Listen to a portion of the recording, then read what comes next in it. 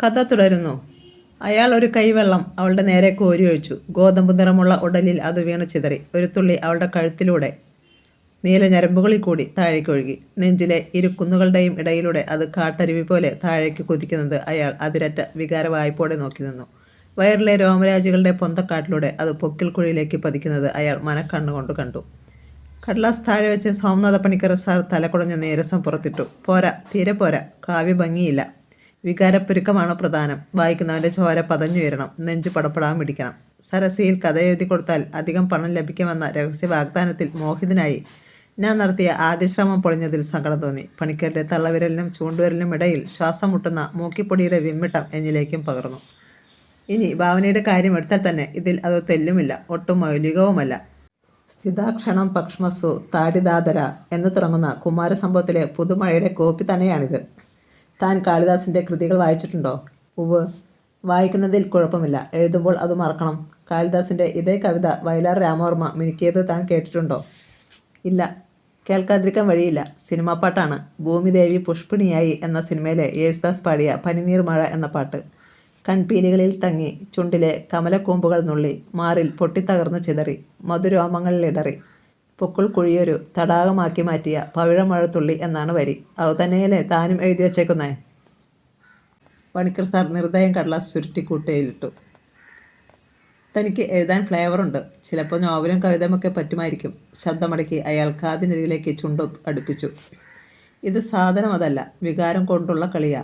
എരിവും പുളിയും വേണം, അനുഭവം വേണം. സ്വന്തം ജീവിതത്തിൽ നിന്നല്ലെങ്കിൽ അടുത്തറിയാവുന്ന ആരുടെയെങ്കിലും ജീവിതത്തിൽ നിന്ന്. എന്തായാലും താൻ ഒന്നുകൂടെ ശ്രമിക്ക്. എഴുതിയിട്ട് എന്നെ കാണിക്കാൻ കാത്തു നിൽക്കണ്ട. സദാശിവനെ കാണിച്ചാൽ മതി. നമ്മുടെ സദാശിവനെയോ?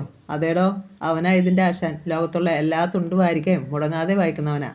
എന്ന് വെച്ചാൽ ഈ മേഖലയിലെ പുതിയ പൾസെല്ലാം അറിയാമെന്ന് ചുരുക്കം. എഴുതാനറിയില്ലെങ്കിലും സംഗതി കൊള്ളാമോന്ന് അവൻ പറയും. അവൻ ഓക്കെ പറഞ്ഞവരെ കൊണ്ട് ഞാൻ വാരികയിൽ എഴുതിക്കാറുള്ളൂ. ആദ്യം അവന് ഇഷ്ടപ്പെട്ടെ തൻ്റെ സാഹിത്യം. ഞാൻ നിരാശയോടെ മടങ്ങി. മുൻഷി മാഷിന് പുറമെ ഇതാ ഒരു ശത്രു കൂടി, സദാശിവൻ. അവനെ വില കുറച്ച് കണ്ടത് തെറ്റായിപ്പോയി. അവന് എന്നോടും ദേഷ്യമായിരിക്കുമോ? എന്ത് വില കൊടുത്തും സദാശിവനെ കയ്യിലെടുത്തേ പറ്റൂ. ഓ, വിഷമിക്കാനില്ലെന്നേ, വിവരം പറഞ്ഞ രാമവർമ്മ സമാധാനിപ്പിച്ചു. വായിക്കുമ്പോൾ സംഗതി ഈസിയായിട്ട് തോന്നുമെങ്കിലും ഒട്ടും എളുപ്പമല്ല ഇതൊക്കെ എഴുതുന്നത്. കൊടിക്കെട്ടിയ നോവലിസ്റ്റുകൾ വളരെ നോക്കി പരാജയപ്പെട്ടേക്കുന്നു. പിന്നെയാ ശരിക്കും? അതേന്നേ, കാശിന് അത്യാവശ്യം വരുമ്പോൾ പലരും ഓടിയെത്തുന്നത് പണിക്കർ സാറിൻ്റെ അടുത്തല്ലയോ? എനിക്കത് വിശ്വസനീയമായി തോന്നിയില്ല. മുൻഷി മാഷിനെ എഴുതാൻ നിർബന്ധിച്ചിട്ടില്ലേ? ഇമ്മിണി പൊളിക്കും. പിന്നെതിനാ മാഷ് ഇതിൻ്റെ പ്രൂഫ് വായിച്ചേ? അത് മാഷിൻ്റെ ജോലിയായിട്ട്. കല്യാണക്കുറിയായാലും വഴിപാട് രസീതായാലും സരസയിലെ കഥയായാലും മാഷ് അതിനെ അക്ഷരങ്ങളായിട്ടേ കണ്ടിട്ടുള്ളൂ. വള്ളിയും പുള്ളിയും ദീർഘമൊക്കെ ഉണ്ടെന്നേ നോക്കൂ. വല്ലാത്ത മനുഷ്യനെന്ന് ഞാൻ പിറുപിറുത്തു. മാഷിനെ കണ്ടിട്ട് എന്തു പറഞ്ഞു? ചോദിക്കാൻ വിട്ടുപോയി. വർമ്മയുടെ മുഖത്ത് ആകാംക്ഷ മുട്ടിട്ടു. ഞാൻ വലിയ താല്പര്യം കാട്ടിയില്ല. വല്ലവും കടുപ്പിച്ചു പറഞ്ഞു കാണും. എനിക്കറിയാം, അല്ലെങ്കിൽ ഉപദേശിച്ചു കാണും. മോൻ ചെറുക്കൻ മരിച്ചതോടെയാ മാഷ് ഇങ്ങനെയായത്. ചൊടിയും ചൊണയും പോയി മൂശാട്ടയായത്. മോൻ എന്തു പറ്റി? അതറിയില്ലേ? ചെക്കന് ഭ്രാന്തായിരുന്നു. കഞ്ചാവ് വലിച്ചുണ്ടാക്കിയ ഭ്രാന്ത്. പടമൊക്കെ വരച്ച് നടപ്പായിരുന്നു പണി. അങ്ങനെ കുറേ കാലം ബോംബെയിലും മദ്രാസിലുമൊക്കെ ചുറ്റിത്തിരിഞ്ഞു. അന്ന് കിട്ടിയ ശീലമാ. പിന്നെ അതില്ലാതെ വയ്യെന്നായി. വീട്ടിലൊന്നും തല്ലും വഴക്കുമായി. മാഷിനെ ഉപദ്രവിക്കുമായിരുന്നു. 30-ാം പിറന്നാളിൻ്റെന്ന് വീട്ടിലെ ഉത്തരത്തിൽ കെട്ടിത്തൂങ്ങി ചാവുമായിരുന്നു ആള്. അതല്ലയോ ആ വീടങ്ങനെ കിടക്കുന്നേ. ശത്രുക്കളുടെ പട്ടികയിൽ നിന്ന് ഞാൻ കൈയോടെ മുൻഷി മാഷിൻ്റെ പേര് വെട്ടി. കടം കയറി മുടിഞ്ഞു നിന്നപ്പോൾ പോലും മാഷ് പേനയെടുത്ത് വാരികയിലേക്ക് എന്തെങ്കിലും എഴുതാൻ നോക്കിയിട്ടില്ല. അന്ന് ഇന്നത്തെ പോലെയല്ല. വാരിക ചൂടപ്പം പോലെ പോകുന്ന കാലമാണ്. പണിക്കർ സാർ ചോദിക്കുന്ന കാശും ഓഫർ ചെയ്തതാ. മാഷ് കേട്ടില്ല. പക്ഷേ ഇക്കാര്യത്തിൽ ഞാൻ മാഷിൻ്റെ ഭാഗത്തല്ല കേട്ടോ. കാറ്റുള്ളപ്പോൾ തോറ്റണം. അവസരം എപ്പോഴും വരില്ല. അതുകൊണ്ട് താൻ എഴുതി 10 കാശുണ്ടാക്കാൻ നോക്ക്. കാശുള്ളവനെ എവിടെയും കസാര കിട്ടൂ. എങ്ങനെ ഉണ്ടാക്കിയെന്ന് ആരും അന്വേഷിക്കാൻ പോണില്ല. വർമ്മയുടെ വാക്കുകൾ എനിക്ക് വെടിമരുന്നായി. ഇളനീരിൻ്റെയും മൊഞ്ചത്തീരെയും പഴയ ലക്കങ്ങൾ സംഘടിപ്പിച്ച് ഞാൻ വായന തുടങ്ങി.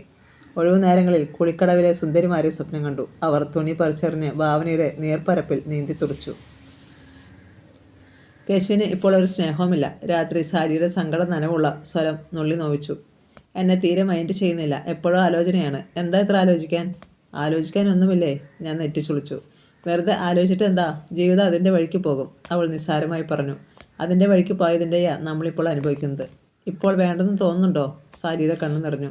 നീ എന്തിനാ എഴുതാപ്പുറം വായിക്കുന്നേ? ഞാൻ കുറച്ച് കാശുണ്ടാക്കാനുള്ള വഴി നോക്കുകയാ. കാശ് കാശ് കാശ് എന്ന് മുതലാ കേശുവിന് കാശിനോട് ഇത്ര ഭ്രമം? ജീവിക്കാൻ പണം വേണ്ടേ? ജീവിക്കാൻ മാത്രം മതിയല്ലോ, അതുണ്ടല്ലോ. തനിയെ മുളച്ചു വരുന്നതല്ലോ, ഞാൻ ഉണ്ടാക്കുന്നതല്ലേ. കോപം എൻ്റെ ശബ്ദത്തെ പരുഷത്തിൻ്റെ കുപ്പായം അണിയിച്ചു. ഓ, ഞാനൊന്നും സമ്പാദിക്കുന്നില്ലെന്ന് എനിക്കറിയാം. ജോലിയുള്ള ഒരുത്തിയെ കെട്ടാത്തതിൻ്റെ സങ്കടമുണ്ടെന്ന്. സാരി മുഖം വീർപ്പിച്ച് തിരിഞ്ഞു കിടന്നു. ഇവൾ എത്ര മാറിപ്പോയിരിക്കുന്നു എന്ന് ഞാൻ വിസ്മയിച്ചു. ഓർമ്മയുടെ കോണിൽ അനാഥ ശവങ്ങൾ പോലെ കിടക്കുന്ന പഴയ പ്രണയ ദിനങ്ങളെ ഞാൻ ഓർത്തു. ഒരുമിച്ച് കണ്ട സ്വപ്നങ്ങൾ, ഒന്നിച്ച് വായിച്ച പുസ്തകങ്ങൾ. ശരിക്കും അത് ഞങ്ങൾ തന്നെയായിരുന്നോ? ശരിയായ ഞങ്ങൾ ഏതാണ്? ഇത് ശരിക്കും നടന്നതാണ്. കൊള്ളാം. പക്ഷേ ലെവൽ 1 ആണ്. അടുത്ത തവണ എഴുതുന്നത് കുറേ കൂടി ചൂടൻ സാധനമായിരിക്കണം. കടലാസ് കെട്ട് തിരിച്ചു തരുമ്പോൾ സദാശിവൻ്റെ മുഖത്ത് ആദ്യമായി പരിചയഭാവം തെളിഞ്ഞു. നൊബേൽ സമ്മാന ജേതാവിനെ പോലെ ഞാൻ ഞെളിഞ്ഞു. സരസ വാരികയിലേക്ക് ഇതുവരെ എഴുതിയ 3 കഥകളും ആദ്യവരി വായിച്ച് നീരസത്തോടെ മടക്കി തന്നവനാണ് സദാശിവൻ. അതോടെ വാശിയേറി അവനെ കൊണ്ട് അംഗീകരിപ്പിക്കുക എന്നത് ജീവൻ മരണ പ്രശ്നമായി. അങ്ങനെയാണ് പണിക്കർ സാറിൻ്റെ ഉപദേശം സ്വീകരിച്ച് സ്വന്തം അനുഭവത്തിൽ നിന്ന് എന്തെങ്കിലും എഴുതാമെന്ന് ഉറപ്പിച്ചത്. പക്ഷേ എന്ത്? മറ്റുള്ളവർക്ക് താല്പര്യം തോന്നുന്ന എന്തുണ്ട് എൻ്റെ ജീവിതത്തിൽ? ആലോചനയുടെ അവസാനം പണ്ട് ചെറിയമ്മ കുളിമുറിയിൽ എനിക്കൊപ്പം കയറിയതിനെപ്പറ്റി എഴുതാൻ തീരുമാനിച്ചു. എഴുതി വന്നപ്പോൾ കൊള്ളാമെന്ന് തോന്നി. ഇപ്പോൾ സദാശിവൻ്റെ സർട്ടിഫിക്കറ്റും കിട്ടിയിരിക്കുന്നു. ഇതിനേക്കാൾ ചൂടൻ സാധനം എന്തെന്ന ആലോചന സ്വാഭാവികമായും റോസയിൽ ചെന്നുമുട്ടി. ഞാൻ കടലാസും പേനയും എടുത്തു.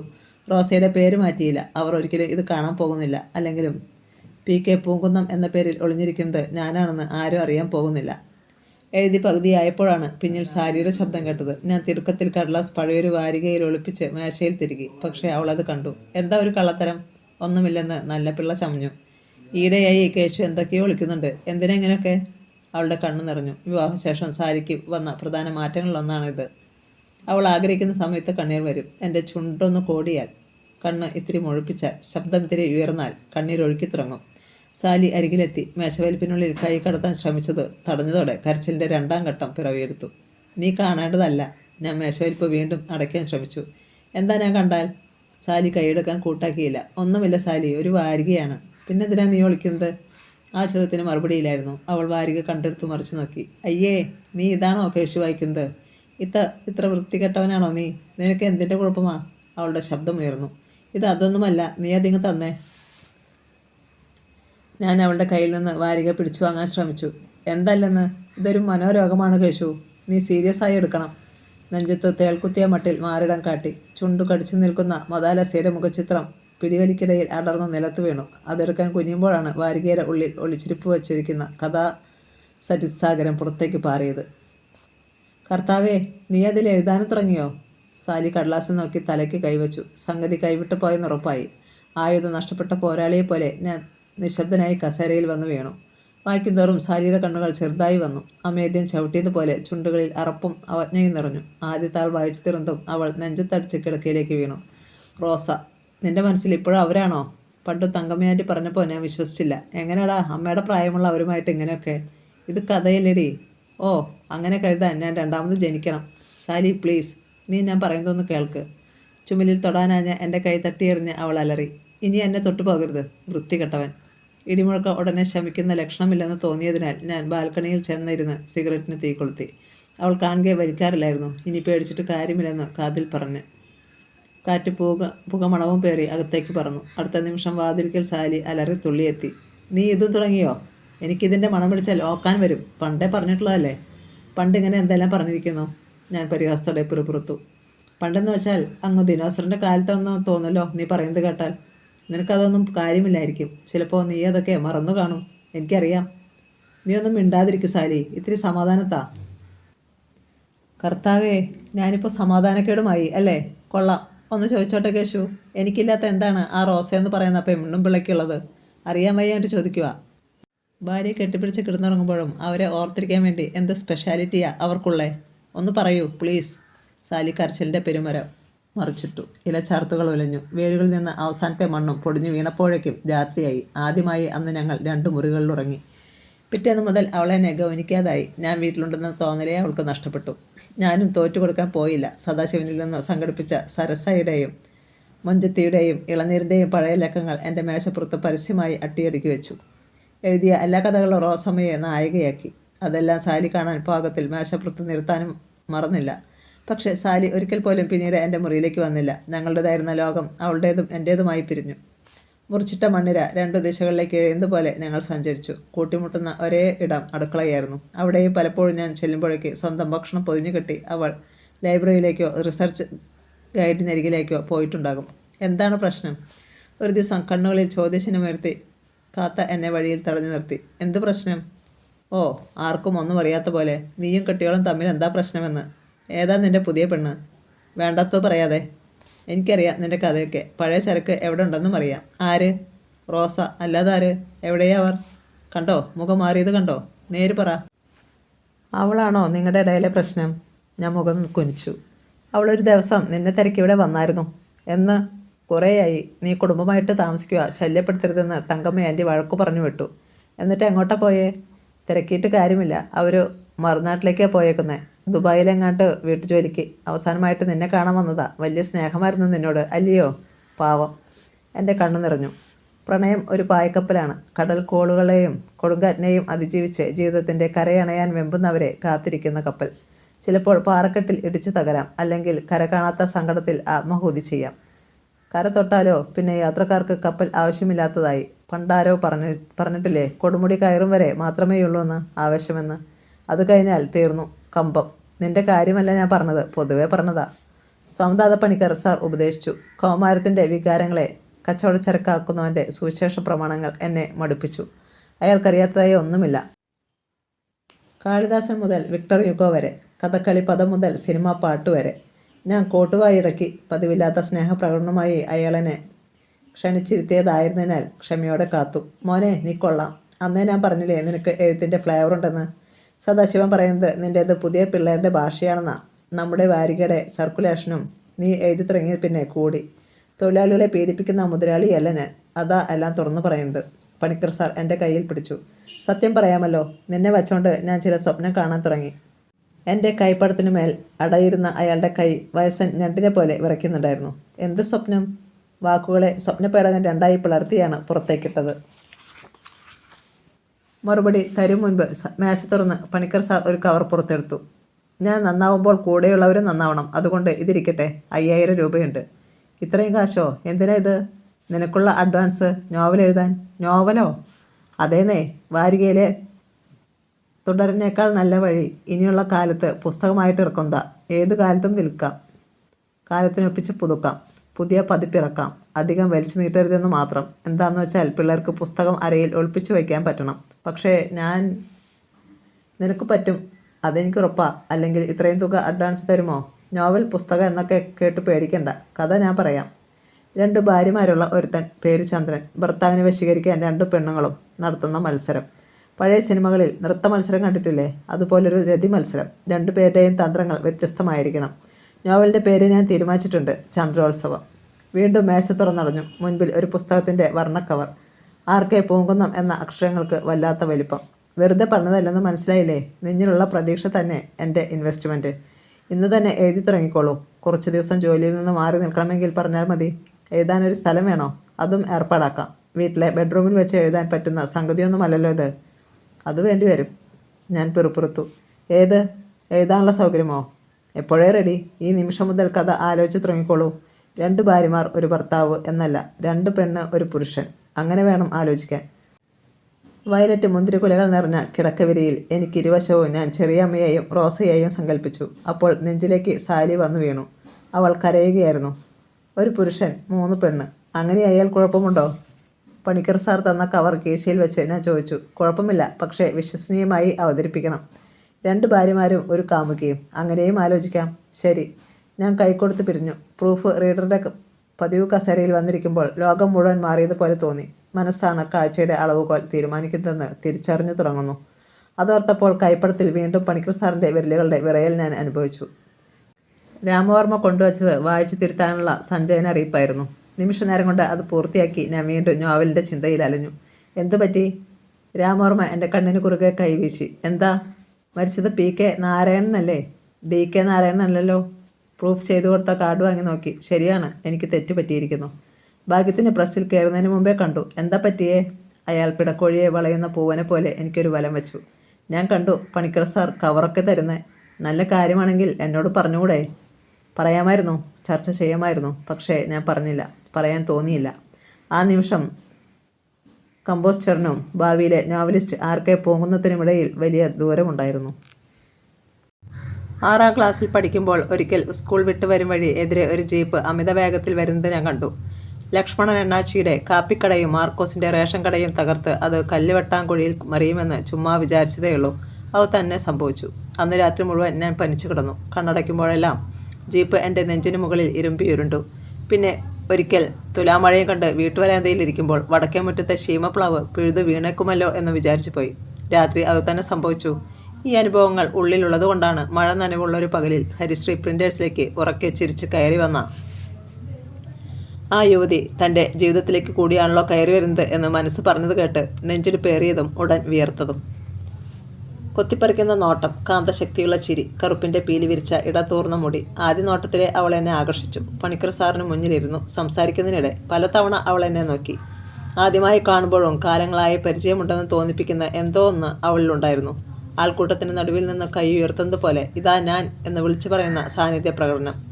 പ്രൂഫ് റീഡിങ്ങിനിടെ തലയുയർത്തിയപ്പോഴെല്ലാം അവളുടെ നോട്ടം എന്നിൽ കൊരുത്തു. പണിക്കർ സാർ എന്നെപ്പറ്റി തന്നെയാണ് സംസാരിക്കുന്നതെന്ന് തോന്നി. തെല്ല് കഴിഞ്ഞപ്പോൾ മൂക്കിപ്പൊടിയുടെ ബാക്കി തുമ്മിയെറിഞ്ഞ് പണിക്കർ സാർ അരികിലേക്ക് വന്നു. കേശു, താൻ അവരെ ഒന്ന് സഹായിക്കണം. അവരൊരു നോവൽ എഴുതിയിട്ടുണ്ട്. വായിച്ചിട്ട് എനിക്കൊന്നും മനസ്സിലായില്ല എന്ന് വെച്ച് കൊള്ളില്ലെന്നൊന്നും പറയുന്നില്ല. അത് പുസ്തകമാക്കണം. പക്ഷേ അതിനു മുമ്പ് മൊത്തത്തിലൊന്നും മിനുക്കിയെടുക്കണം. എൻ്റെ പകപ്പ് കണ്ടിട്ടാവണം. പണിക്കർ സാർ ഉറക്കെ ചിരിച്ച് കാതിൽ ചുണ്ടടുപ്പിച്ചു. താൻ പേടിക്കേണ്ട. ഇത് മറ്റേ ടൈപ്പ് നോവലൊന്നുമല്ല. അത്യന്താധുനികമാണ്. അവരുടെ കയ്യിൽ പൂത്ത കാശുണ്ടോ. അവരുടെ ചെലവിൽ വേണം നമുക്ക് ചന്ദ്രോത്സവവും പ്രിൻ്റ് ചെയ്യാൻ. എല്ലാം തൻ്റെ കയ്യിലാണ്. ഒറ്റ കണ്ണടച്ചു ചിരിച്ച് പണിക്കർ സാർ അവളെ കൈകാട്ടി വിളിച്ചു. ഗോതമ്പ് നിറമുള്ള ഉടലിൽ നിന്ന് കട്ടെടുത്ത കൊതിപ്പിക്കുന്ന മണവുമായി കാറ്റ് മുൻപേ പറന്നെത്തി. എൻ്റെ ഹൃദയം പട്ടം പോലെ പറന്നു. ഇത് സിത്താര. നിങ്ങളേറെക്കുറെ ഒരേ പ്രായക്കാരായതുകൊണ്ട് കമ്മ്യൂണിക്കേറ്റ് ചെയ്യാൻ സൗകര്യമുണ്ട്. കമ്മ്യൂണിക്കേഷനാണല്ലോ അടിസ്ഥാനപരമായി സാഹിത്യം. നിങ്ങൾ സംസാരിക്കേ. നമസ്തേ. സിത്താര തൊഴുതു. നഴ്സറി സ്കൂൾ കുട്ടിയുടെ പ്രകടനം പോലെ ഉണ്ടായിരുന്നു അത്. ഞാൻ ചിരിയടക്കി. നമസ്തേ ഓവറായോ? അവൾ ശബ്ദം താഴ്ത്തി ചോദിച്ചു. അവളുടെ കുസൃതിയും മറയില്ലാത്ത പെരുമാറ്റവും എനിക്ക് നീർപ്പുഴയായി. ആ നീർപ്പരപ്പിനെ കണ്ണാടിയാക്കി മുഖം നോക്കാൻ ഞാൻ കൊതിച്ചു. അവളുടെ ചായം തേച്ച കൈവിരലുകൾ തടിയിൽ കൊത്തിയെടുത്തതുപോലെ മിഴിവാറുന്നതായിരുന്നു. മുഖത്തെ കുങ്കുമത്തുടുപ്പ് തൊട്ടെടുക്കാൻ തോന്നുന്നത്. സദാശിവൻ ചായ കൊണ്ടുവച്ചു. പണിക്കർ തരയ്ക്ക് ഇരിക്കാൻ കസേര നീക്കിയിട്ട് കൊടുത്ത് തൻ്റെ ഇരിപ്പിടത്തിലേക്ക് പോയി. ആകാംക്ഷ കൊടി ഉയർത്തിയ കണ്ണുകളുമായി ദൂരെ നിന്ന് ആൻറ്റോയും രാമവർമ്മയും നോക്കുന്നത് ഞാൻ കണ്ടു. നമ്മൾ മുൻപ് കണ്ടിട്ടുണ്ടോ? കോട്ടൺ ചേലയിലെ നീലപ്പൂക്കളെയും മറ്റ് വയലറ്റ് മുന്തിരി വള്ളികളെയും കൈവല്ലികളാൽ ഒതുക്കി കസേരയിൽ ഇരിക്കുമ്പോൾ അവൾ ചോദിച്ചു. ഉണ്ടോ? ഞാൻ നെറ്റി ചുളിച്ചു. എനിക്കങ്ങനെ തോന്നുന്നു. എനിക്കും. കേശു എഴുത്തുകാരനാണല്ലേ. മലയാളത്തെ ഞെട്ടിക്കുന്ന ഒരു നോവൽ എഴുതി വച്ചിട്ടുണ്ടെന്ന് പണിക്കർ സാർ പറഞ്ഞു. എന്ത് പറയണമെന്നറിയാതെ ഞാൻ ഞെളിപ്പിരി കൊണ്ടു. പ്രസിദ്ധീകരിക്കാൻ താല്പര്യമില്ലെന്നും സാർ പറഞ്ഞു. അതെന്താ? എനിക്കാണെങ്കിൽ എഴുതിയത് എവിടെയെങ്കിലും അച്ചടിച്ച് കണ്ടാൽ മതിയെന്നാ. ഞാൻ എത്ര പേരുടെ കാല് പിടിച്ചു. കൊള്ളാവുന്ന ഒരു പബ്ലിഷേഴ്സിനും എൻ്റെ നോവൽ വേണ്ട. എന്താ അവർ തടസ്സം പറഞ്ഞത്? കൊള്ളില്ലെന്ന്. ഒരു കൂട്ടർ മാത്രം വായിച്ചിട്ട് മനസ്സിലാവുന്നില്ലെന്ന് പറഞ്ഞു. മലയാളമല്ലേ? ഞാൻ ചിരിച്ചു. കേശു നോക്കുമ്പോഴേ അറിയൂ എന്തൊക്കെയോ പ്രശ്നങ്ങളുണ്ടെന്ന് ഉറപ്പ്. അല്ലെങ്കിൽ എല്ലാവരും കൈയൊഴിയില്ലല്ലോ. നമുക്കൊന്ന് കറങ്ങിയിട്ട് വന്നാലോ? സിത്താര എഴുന്നേറ്റു. ആൻറ്റോയുടെയും രാമവർമ്മയുടെയും കാഴ്ചമുന്നിൽ നിന്ന് രക്ഷപ്പെടുന്നത് എങ്ങനെയെന്ന് ആലോചിക്കുന്ന എനിക്ക് ആ തീരുമാനം ആശ്വാസമായി. പക്ഷേ എവിടേക്ക് പോകുമെന്ന് ഞാൻ ആശങ്കപ്പെട്ടു. നിറം കെട്ട പീടികകളും പണിയില്ലാത്ത വരാന്തയിൽ ചീട്ട് കളിച്ചിരിക്കുന്ന അലമ്പന്മാരി നിറഞ്ഞ നിരത്തിലൂടെ സിത്താരയെ പോലൊരു സുന്ദരിയുമായി നടക്കാൻ ഞാൻ മടിച്ചു. 1/2 കിലോമീറ്റർ വടക്കോട്ട് ചെന്നാൽ ഒരു ഹോട്ടലുണ്ട്. പക്ഷേ അവിടവും സ്വൈരമായി സംസാരിക്കാൻ പറ്റിയ ഇടമല്ല. എന്താ ആലോചിക്കുന്നത്? എൻ്റെ കാറുണ്ട്, വരൂ. സിത്താര ചുമലിൽ തട്ടി. സോപ്പ് പെട്ടിയുടെ ആകൃതിയുള്ള വെള്ള ഫിയറ്റ് കാറിനും അവളുടെ മണമായിരുന്നു. ഡോക്ടർമാരൊക്കെ ഉപയോഗിച്ച് കണ്ടിട്ടുള്ള ഇത്തരം വണ്ടി കുട്ടിക്കാലത്ത് ഞാൻ കൊതിയോടെ നോക്കി നിന്നിട്ടുണ്ട്. ഇന്നുവരെ കയറാൻ ഭാഗ്യമുണ്ടായിട്ടില്ല. പുസ്തകം സ്വന്തമായി അച്ചടിച്ചുകൂടെന്ന് ഷെരീഫ് ചോദിച്ചപ്പോഴാണ് ഞാനും ആലോചിച്ചത്. വണ്ടി നിരത്തിലേക്ക് ഇറക്കുമ്പോൾ സിതാര പറഞ്ഞു. ആരാ ഷെരീഫ്? എൻ്റെ ഹസ്ബൻഡ്. വികാരമടക്കി മുഖം സിമൻ്റ് ചുമർ പോലെ നിലനിർത്തുന്നത് വല്ലാത്തൊരു അഭ്യാസമായി തോന്നി. ഷെരീഫ് എന്ത് ചെയ്യുന്നു? Wild life ഫോട്ടോഗ്രാഫറാണ്. യാത്രയാ മിക്കപ്പോഴും. വായിക്കുമോ? ആര്? ഷെരീഫോ? എവിടെ? പത്രം പോലും നോക്കില്ല. കേശു മാരീഡാണോ? അതെ. പ്രണയവിവാഹം? യെസ്. എന്താ ചോദിക്കാൻ? എഴുത്തുകാരൊക്കെ അങ്ങനെയാണല്ലോ. സിത്താരി അതുകൊണ്ടാണോ ഷെരീഫിനെ കെട്ടിയേ? ഞാൻ എഴുത്തുകാരിയാകാൻ പോകുന്നതല്ലേയുള്ളൂ. അവൾ കൈയുടെ മറുപുറം കൊണ്ട് വായ പൊത്തിച്ചിരിച്ചു. കുന്നിൽ ചെരുവിൽ പവിഴമല്ലി പൂത്തിറങ്ങിയതുപോലെയുള്ള ചിരി. അങ്ങനെ നോക്കിയാൽ ഞാനും എഴുത്തുകാരനായിട്ടില്ലല്ലോ. എൻ്റെ പുസ്തകവും പ്രസിദ്ധീകരിച്ചിട്ടില്ലല്ലോ. അവളുടെ വർത്തമാനത്തിൽ രസം പിടിച്ച് ഞാൻ വാദിച്ചു. വേണ്ടെന്ന് വെച്ചിട്ടല്ലേ? ഏതെങ്കിലും പബ്ലിഷറെ കോണ്ടാക്ട് ചെയ്തിരുന്നോ? എന്ത് പറയണമെന്ന് ഞാൻ ആലോചിച്ചു. കള്ളത്തിന് മേൽ കെട്ടിപ്പൊക്കുന്നത് എന്തും ഒടുവിൽ പൊളിഞ്ഞു വീഴും. പക്ഷേ പണിക്കർ സാർ പറഞ്ഞത് തെറ്റെന്ന് പറയാനും നിവൃത്തിയില്ല. നോക്കൂ സിത്താര, ഞാൻ അവർക്ക് നേരെ തിരിഞ്ഞിരുന്നു. ജീവിതത്തിൽ ഓരോന്നിനും ഓരോ സമയമുണ്ട് എന്ന് കരുതുന്ന ആളാണ് ഞാൻ. ദേ ഇപ്പോൾ നമ്മൾ കണ്ടുമുട്ടിയതിന് പോലും ഒരു കാരണമുണ്ടാകും. എൻ്റെ പുസ്തകം ഇറങ്ങാൻ നേരമായിട്ടില്ല. ഞാനതിൽ ഇനിയും പണിയെടുക്കേണ്ടതുണ്ട്. എനിക്ക് പൂർണ്ണ തൃപ്തി തരാത്ത ഒന്ന് എങ്ങനെ മറ്റുള്ളവർ ഇഷ്ടപ്പെടും? അവളുടെ മുഖം വിടർന്നു. എന്ത് രസമാ കേശുവിൻ്റെ വർത്താനം കേൾക്കാൻ. എഴുത്തുകാരൊക്കെ ഇങ്ങനെയാണോ? എനിക്കറിയില്ല, എഴുത്തുകാരെ എനിക്ക് പരിചയമില്ല. അവൾ ആസ്വദിച്ച് ചിരിച്ചു. ഷെരീഫ് അധികം സംസാരിക്കുന്ന പ്രകൃതമല്ലേ? മനഃപൂർവ്വം ചോദിച്ചതാണെങ്കിലും സിത്താരയുടെ മുഖം പൊടുന്നതിനെ കാറു കൊണ്ടപ്പോൾ വല്ലായ്മ തോന്നി. അവളുടെ കൺകോണിലൊരു നീർമുത്ത് തിളങ്ങി. സോറി, ഞാൻ പിറുപിറുത്തു. ഹേയ്, എന്തിന്? ഷെരീഫിനെ കാണാൻ കിട്ടുന്നത് തന്നെ ഭാഗ്യമെന്ന് പറഞ്ഞാൽ മതി. മിണ്ടാൻ പോലും ആരുമില്ലാതെ ഞാൻ വീർപ്പുമുട്ടി കഴിയുകയാണ്. എഴുത്തിലേക്ക് തിരിഞ്ഞത് തന്നെ അതുകൊണ്ടാണ്. മനസ്സിൽ തോന്നിയത് എന്തൊക്കെയോ കുറിച്ചിട്ടു. അടുക്കും ചിട്ടയും ഒന്നും കാണില്ല, അതാവും പ്രശ്നം. സിത്താരയ്ക്ക് കുട്ടികളില്ലേ? ഉണ്ട്, 2 പെൺകുട്ടികൾ. കണ്ണു മുഴപ്പിക്കണ്ട. 18 തികയുന്നതിന് മുമ്പേ എന്നെ പിടിച്ചു കെട്ടിച്ചതാ. ഓളങ്ങളിൽപ്പെട്ട കൊതളങ്ങ പോലെ അവളുടെ പുരികം ഒന്ന് ഉയർന്നു താണു. സ്വസ്ഥമായിരുന്നു എഴുതാൻ കേശു സ്ഥലം നോക്കുകയാണ് എന്ന് പണിക്കർ സാർ പറഞ്ഞു. എനിക്ക് വീടിനോട് ചേർന്നൊരു ഔട്ട് ഹൗസ് ഉണ്ട്. വിരോധമില്ലെങ്കിൽ അവിടെ ഇരുന്ന് എഴുതിക്കൂടെ? എൻ്റെ നോവലിൻ്റെ എഡിറ്റിങ്ങും അക്കൂട്ടത്തിൽ നടക്കുമല്ലോ. ആലോചിക്കാവുന്നതാണെന്ന് മനസ്സിൽ പറഞ്ഞ് വിറയ്ക്കുന്ന ഉടലിനെ ഞാൻ സാന്ത്വനിപ്പിച്ചു. നമ്മൾ വളരെ വേഗം അടുത്തുനിന്ന് തോന്നുന്നു. എനിക്ക് അത്ഭുതം തോന്നുന്നു, അവൾ പറഞ്ഞു. എനിക്കും, ഞാൻ കൂട്ടിച്ചേർത്തു. മനസ്സിലെ പുഴപ്പരപ്പിൽ പുതുമഴ പാറി തുടങ്ങിയിരിക്കുന്നു. ഇനി പുതുവെള്ളം പുഴയെ കഴുകിയെടുക്കും. പുഴ പതുക്കെ പുതുക്കപ്പെടും. ആ നിമിഷങ്ങളുടെ ഓർമ്മയിൽ ഞാൻ തരളിതനായി. ഈ ഭവനത്തിൽ എന്തോ ചീഞ്ഞു നാറുന്നു. പാതിരിയുടെ ഈണം കടമെടുത്ത് ഇട്ടിച്ചാലിൽ അലക്സ് പറഞ്ഞു. ചെളിപ്പിടിച്ച വസ്ത്രങ്ങൾ ഊരിമാറ്റി അയാൾ എൻ്റെ കുപ്പായം ഇട്ടിരുന്നു. അരക്കെട്ടിലെത്തും മുൻപ് അവസാനിച്ച ഇറുക്കി പിടിച്ച കുപ്പായത്തിൻ്റെ കുടുക്കുകൾ പലതും തുറന്നു കിടന്നു. പാതിരാത്രി അയാൾ എപ്പോഴാണ് വന്നതെന്നറിയില്ല. രാവിലെ വാതിൽ തുറന്നപ്പോൾ സിറ്റ് ഔട്ടിൽ കിടന്നുറങ്ങുകയായിരുന്നു. 2 ആളും വന്നിരുന്നേ. കുളി കഴിഞ്ഞു വന്ന പാടെ അലക്സ് ഞങ്ങളെ വിളിച്ചു. എനിക്ക് പ്രസ്സിൽ പോകണം. ഞാൻ തിരക്കഭിനയിച്ചു. എനിക്ക് ക്ലാസ് ഉണ്ട്, സാലിയും പറഞ്ഞു. ഓ, ഇന്ന് ഇത്തിരി വൈകിപ്പോയാൽ ആകാശം ഇടിഞ്ഞു വീഴ്ത്തൊന്നുമില്ല. ഞാനിവിടെ പൊറുക്കാൻ വന്നതൊന്നുമല്ല, ഒന്ന് കണ്ട് യാത്ര പറഞ്ഞു പോകാൻ വന്നതാ. കഫച്ചിലമ്പുള്ള അലക്സിൻ്റെ ശബ്ദം ടേപ്പ് റെക്കോർഡിലെ കാസറ്റ് പോലെ വലിഞ്ഞു. ഞാൻ സാലിയെ നോക്കി. അവൾ മുഖം വെട്ടിച്ചു. പിള്ളേരെ നേര് പറ, 2 സൗന്ദര്യ പിണക്കത്തിലാണോ? എന്താ പ്രശ്നം? ഒന്നുമില്ലപ്പാ. സാലി മൂക്കു തുടച്ചു. നീ പറ മോനെ, നിന്നെ എനിക്ക് വിശ്വാസമാ. അലക്സ് എൻ്റെ ചുമലിൽ കൈവച്ചു. ഒന്നുമില്ലപ്പാ. ഉള്ളതാന്നേ. അതേന്നേ. എന്നാ നീ ഇത്തിരി വെള്ളം എടുത്തോണ്ട് വാ. കുപ്പി എൻ്റെ കയ്യിലുണ്ട്, നമുക്കൊന്ന് കൂടാം. അയ്യോ അപ്പം എനിക്കിന്ന് പ്രസ്സിൽ പോയേ പറ്റൂ. ഉച്ച കഴിഞ്ഞ് പോയിക്കാന്ന്. ഞാനിത് തീർന്നാൽ പോകും പിള്ളേരെ. കഴിച്ചേച്ച് പ്രസ്സിൽ പോയാൽ പണി നടക്കില്ല. ഞാൻ പിറുപിറുത്തു. ഇന്നൊരു ദിവസം അപ്പന് വേണ്ടി മാറ്റിവെക്കേ 2 ആളും. ഇനി എന്നെ കൊണ്ട് ഉപദ്രവം ഉണ്ടാകില്ല. എന്തിനാ അപ്പൻ ഇങ്ങനെയൊക്കെ പറയുന്നേ? സാലി കരച്ചിലിൻ്റെ സ്വിച്ചിട്ടു. ചില വിശേഷങ്ങളുണ്ട്, പറയാം മോനെ. നീ ഗ്ലാസും വെള്ളം എടുത്തോണ്ട് വാ. സാലിക്കൊച്ചേ, തൊട്ട് നക്കാനും കൂടി എന്തേലും എടുത്തോ. സാലി മുടിക്കെട്ടി ചേലത്തുമ്പ് പൊക്കിക്കുത്തി അടുക്കളയിലേക്ക് നടന്നു. ഗ്ലാസും വെള്ളവുമായി അടുക്കളയിൽ നിന്ന് മടങ്ങുന്ന ഞാൻ ഊണുമുറിയുടെ വാതിൽക്കൽ അവളുമായി മുഖാമുഖം വന്നു. വിശേഷങ്ങളൊന്നും വിളമ്പാൻ നിൽക്കണ്ട, അവൾ മുഖത്തേക്ക് നോക്കാതെ പറഞ്ഞു. അല്ലെങ്കിലും പറയാൻ വിശേഷങ്ങളൊന്നും എനിക്കില്ലല്ലോ. ആ പെണ്ണിനെ പറ്റി പറയാമല്ലോ. ഏത് പെണ്ണ്? മീൻ കണ്ടു കുതിക്കുന്ന പൊന്മാൻ പോലെ കണ്ണുകൾ തെഞ്ഞു മാറി സിത്താര. ഞാനൊന്നും അറിയില്ലെന്നാണോ വിചാരം? കൊടുങ്കാറ്റിൽ കപ്പലെന്ന പോലെ ഉടലുലഞ്ഞു. നനവ് തേടി വളരുന്ന വേരുകൾ കണക്കെ രഹസ്യങ്ങളിലേക്ക് വളരുന്ന കാതുകളുണ്ടോ സ്ത്രീകൾക്ക്?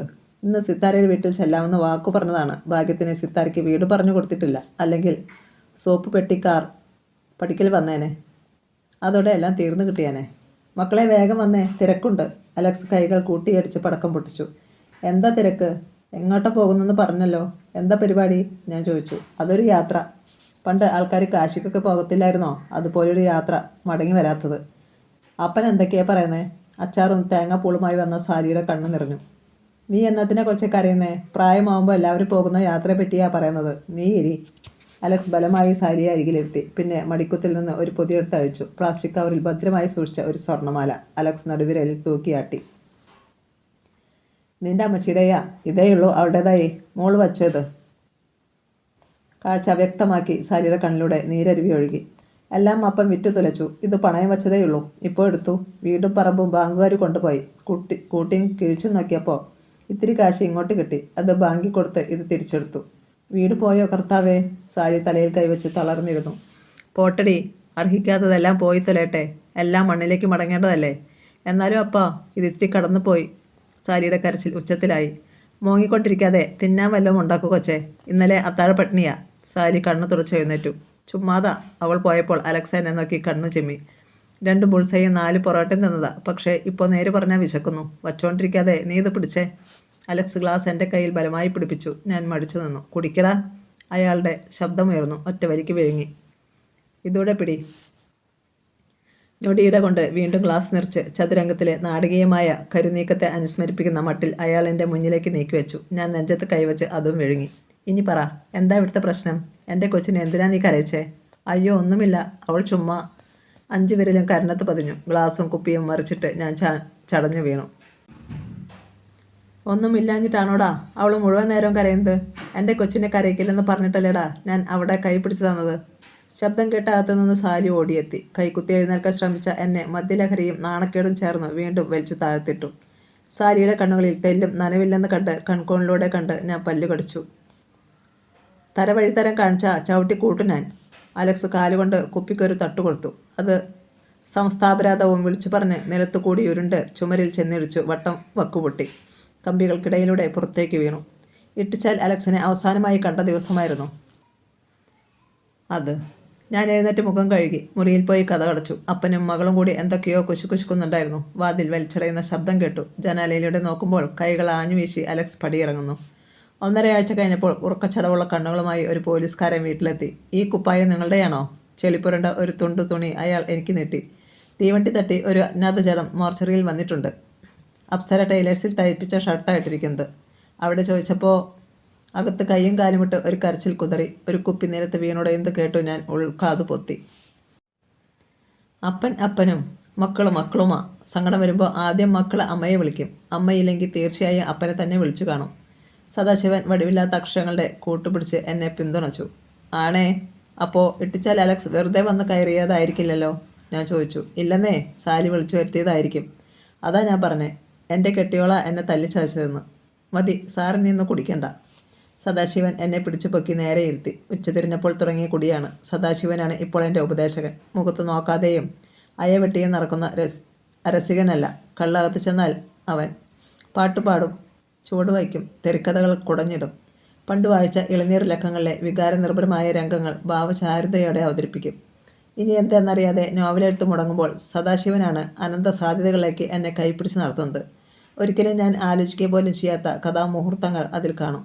നിങ്ങളൊരു സംഭവമാ സാറേ. അവൻ പറഞ്ഞതനുസരിച്ച് നോവലിൻ്റെ അധ്യായം എഴുതിക്കൊണ്ടുവരുമ്പോൾ സദാശിവൻ എന്നെ കെട്ടിപ്പിടിക്കും. മനുഷ്യബന്ധങ്ങളെപ്പറ്റി അവന് വേറിട്ട അഭിപ്രായങ്ങളുണ്ടായിരുന്നു. പുരുഷൻ സ്ത്രീയെ നോക്കുന്ന പലതരം രീതികൾ അവൻ അവതരിപ്പിച്ചു കാണിക്കുമായിരുന്നു. ഏത് പെണ്ണിനെയും കാമശാസ്ത്രത്തിൻ്റെ മാനങ്ങൾ ഉപയോഗിച്ച് അവൻ പരിശോധിച്ചു. ആ പരിശോധന തന്നെയാണ് സിത്താരയെ എന്നിലേക്ക് അടുപ്പിക്കാൻ അവൻ കാരണമാക്കിയത്. സാറ് അവരുടെ കൈ നോക്കിയിട്ടുണ്ടോ? നിറയെ രോമമാ. രോമമുള്ള പെണ്ണുങ്ങൾക്ക് വികാരം കൂടും. നോക്ക്, സാറിൻ്റെ കയ്യിലും നിറയെ രോമമാ. അതുകൊണ്ട് ഞാൻ അജ്ഞത അഭിനയിച്ചു. സാറ് ധൈര്യമായി അവരെ കയറി മുട്ട്. സാറിന് തൊട്ടാൽ അവർ വെണ്ണ പോലെ അലിയും. സദാശിവനെ പറയുന്നത്. പാമ്പ് പിണയുന്ന പോലെ പിണയുന്ന ഇനമാ. നഷ്ടപ്പെടുത്തരുത്. സാരി എറിഞ്ഞാൽ പോവാൻ പറ സാറേ. പെണ്ണുമ്പിളയ്ക്ക് ഒരിക്കലും കാമുകിയാവാൻ പറ്റില്ല. അവർ സദാചാരവാദികളാണ്. വട്ടത്തിൽ കിടന്ന് തിരിയത്തേയുള്ളൂ. കാമുകിമാരെ അങ്ങനെയല്ല. വട്ടത്തിലും ചതുരത്തിലും നീളത്തിലും വീതിയിലും ഒക്കെ സഞ്ചരിക്കും. ഞാൻ പറഞ്ഞതിൻ്റെ ഗുട്ടൻസ് സാറിന് മനസ്സിലാകുന്നുണ്ടോ? അതോ പോട്ടെ. സാറിന് അവരെ കണ്ടപ്പോൾ ആരുടെയെങ്കിലും ചായ തോന്നിയോ? ഏതോ സിനിമാ നടിയുടെ. അല്ലല്ല, സാറിനെ അടുത്തറിയാവുന്ന ഒരാളുടെ. അവൻ ചുണ്ടും ചിരിയും കൊണ്ട് പദപ്രശ്നം നടത്തി. സാറിൻ്റെ കെട്ടിയോളുടെ ചായ. ഛേ, അവൾ കറുത്തിട്ടല്ലേ? നിറം വിട്. ചുണ്ടും ചിരിയുമൊക്കെ. എനിക്ക് അങ്ങനെ തോന്നുന്നില്ല. ശരി, കളഞ്ഞേക്ക്. എന്തായാലും സാർ അവരുമായി കൂടുതൽ അടുക്കണം. എഴുത്തുകാരൻ എന്നുള്ള നിലയ്ക്ക് ഇതൊക്കെ അനുഭവങ്ങളാണ് സാറേ. ഇതൊക്കെയല്ലോ നാളത്തെ കഥയായി മാറുന്നത്. അനുഭവം ഒന്നും പാഴാക്കരുത്. വൈക്കം മുഹമ്മദ് ബഷീറൊക്കെ അനുഭവം തേടി ഇന്ത്യ മുഴുവൻ ചുറ്റിയടിച്ച കക്ഷിയാ. ഇവിടെ അനുഭവങ്ങൾ സാറിനെ തേടി ഇങ്ങോട്ട് വരുക. അപ്പോൾ മുഖം തിരിക്കരുത്. ഇല്ല. അച്ചടി മഷിമായാത്ത സദാശിവൻ്റെ കൈപ്പടത്തിൽ ഞാൻ എൻ്റെ കൈപ്പടം ചേർത്ത് വെച്ചു. അങ്ങനെയാണ് കുറേ ദിവസത്തേക്ക് സിത്താരയുടെ വീട്ടിൽ താമസിക്കാൻ ഞാൻ ഉറപ്പിച്ചത്. ബാഗുമായി ഇറങ്ങുമ്പോൾ സാലി വാതിൽ തുറന്ന് പുറത്തേക്ക് തലനീട്ടി. എവിടേക്കാണെന്ന് അറിയണമെന്നുണ്ടെങ്കിലും ചോദിച്ചില്ല. ഞാൻ പറഞ്ഞുമില്ല. ഏതാനും മാസങ്ങൾക്കിടെ എന്നോട് 2 വാക്കും മിണ്ടിയത് അവിടെ അപ്പൻ്റെ അടക്കത്തിൻ്റെ അന്നായിരുന്നു. മിണ്ടുക മാത്രമല്ല, എൻ്റെ നെഞ്ചത്ത് തല ചേർത്ത് ആർത്തലച്ച് കരയുക തന്നെ ചെയ്തു. പക്ഷേ പിറ്റേന്ന് മുതൽ വീണ്ടും എന്നെ അവഗണിച്ചു. അതുകൊണ്ട് തന്നെ സാലിയെ അവഗണിക്കാൻ എനിക്കും മടി തോന്നിയില്ല. കഥ തുടരും.